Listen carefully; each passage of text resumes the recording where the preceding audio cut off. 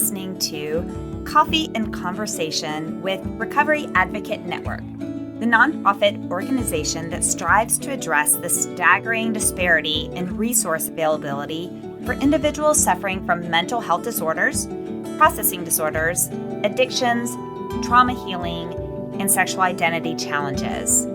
Together, we strive to end the stigma associated with these challenges so that true healing can begin.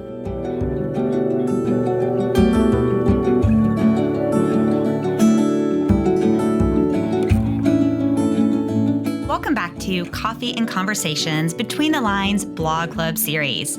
This is episode number 52, where Joshua Young will read his blog post entitled The Power of Diversity, Equity, and Inclusion in Our Workplaces and Beyond.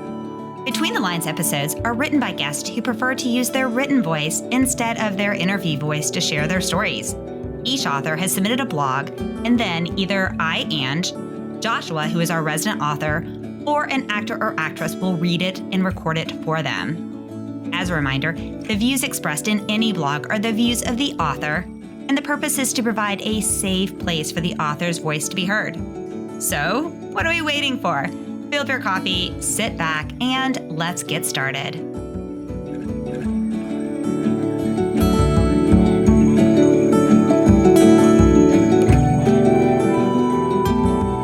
The Power of Diversity, Equity, and Inclusion in Our Workplaces and Beyond by Joshua Young.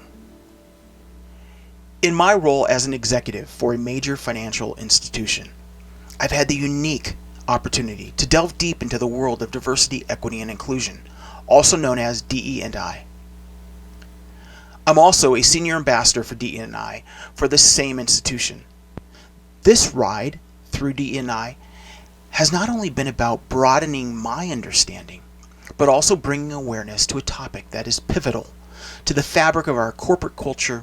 The essence of DE&I, I've come to realize, transcends the conventional boundaries of racial, sexual, gender, religious, and socioeconomic backgrounds, among other differentiators.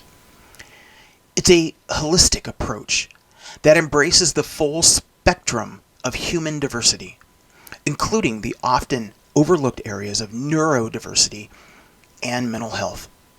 Through this lens, I've witnessed the transformative power of DE&I in creating environments where everyone can truly thrive. DE&I is about acknowledging that each person brings a unique set of experiences, perspectives, and capabilities to the table. In the financial sector where I work, decisions can impact economies and communities. The value of such diversity cannot be underestimated. It's not just about ensuring representation. It's about leveraging these differences to foster innovation, drive growth, and reflect the diverse markets we serve. When we talk about diversity, it's easy to focus on the visible aspects, but it's the unseen layers, such as mental health, that often go unnoticed. Mental health, in particular, is a critical component of DE&I that demands our attention. The stigma surrounding mental health issues can lead to exclusion and silence, hindering the well-being and productivity of talented individuals. By integrating mental health into our DE&I strategies, we not only challenge this stigma, but also open the door to a more supportive and understanding workplace.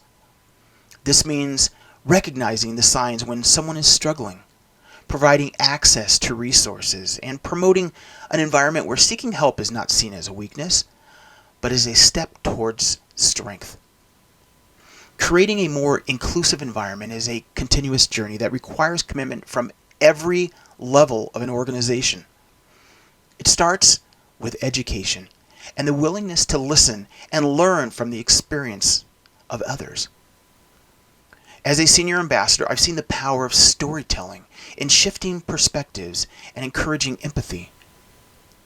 Sharing our stories, especially those that touch on sensitive topics like mental health, can bridge gaps and build a shared understanding. Leadership plays a crucial role in this process. It's not enough to endorse DE&I initiatives. Leaders must embody the principles of inclusivity in their actions and decisions. This means creating spaces where open dialogue is encouraged and different voices are heard. It's about making conscious efforts to dismantle barriers and biases that hinder equity and inclusion. For instance, adopting recruitment and promotion practices to ensure they are fair and inclusive can make a significant difference in who gets opportunities to grow and succeed. Moreover, we must look beyond our immediate environments and consider how we can contribute to a broader societal change. This involves partnering with organizations that support mental health, advocating for policies that promote equity, and using our platforms to raise awareness about the importance of DE&I. Every action, no matter how small, contributes to a larger movement towards a more inclusive world. In my experience, one of the most powerful ways to bring attention to DE&I and drive change is through collaboration. Engaging with employees, clients, and communities to understand their needs and perspectives can uncover valuable insights and cultivate a sense of belonging. It's through these collaborative efforts that we can develop and implement effective DE&I strategies that encompass all aspects of diversity, including mental health. Reflecting on my past and present journey, I'm reminded of the profound impact that a truly inclusive environment can have on individuals and organizations. It's a reminder that DE&I is not just a policy or a program. It's a mindset that enriches our workplaces and communities. As we continue to navigate the complexities of DE&I, let us remain committed to creating spaces where everyone, regardless of their background or challenges, can feel valued and empowered to reach their full potential. Thank you for joining us today with your coffee and conversation. We hope you've been encouraged and learned something from today's story. To learn more about today's guest, please check out our show notes for more details. Now it's time to remember to like this episode, subscribe, and turn on your notifications to ensure you do not miss future episodes. Recovery Advocate Network envisions a world where individuals with mental health challenges receive comprehensive and effective treatment without the worry of financial burdens to themselves or their families, all without the stigmas often present in society. We are proud that every individual working with RAN does so on a 100% volunteer basis. You can support the mission by making a financial donation via PayPal or Venmo, or email donate@recoveryadvocatenetwork.org if you would like to donate items for our next fundraising auction. Please visit our website at www.recoveryadvocatenetwork.org to learn more. Now, stay in the loop about upcoming events, future episodes, and more by following us on Facebook, Instagram, Twitter X, TikTok, LinkedIn, and all major podcast platforms. As a reminder, the experiences and advice expressed in this episode are the host and guest's own personal stories and do not represent the opinions of any organization mentioned. RAN is passionate about opening the doors for all voices and experiences, not just those expressed in any particular podcast. If you want to share your experiences or expertise, we encourage you to be a future guest by emailing us at podcast@recoveryadvocatenetwork.org or submit a blog by emailing blog@recoveryadvocatenetwork.org. We also encourage you to comment on the episode so that we can continue to provide content that is most beneficial to the community. How do you do that? Visit our website at www.recoveryadvocatenetwork.org, and in the top right corner, click that comment button and comment. So listeners, what do you need to do? Pause what you're doing, subscribe, follow us.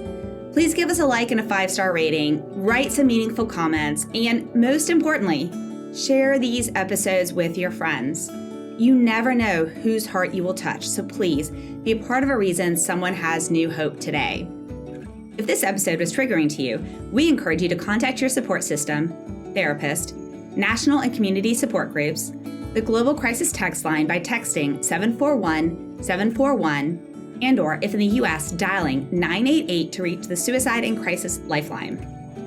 If you're in the U.S. and need additional resources such as shelter, support group resources, transportation, food, and/or a safe, confidential path out of physical or emotional domestic abuse, please call 211 or visit www.211info.org for assistance.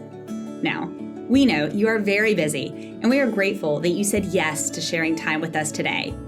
If you stuck to our 3 C's of engagement and listened to the full episode, then visit the podcast section of our website and leave the comment about the podcast, and you'll be entered to win an autographed copy of one of the books from one of our book club series, as well as a Coffee and Conversation coffee mug.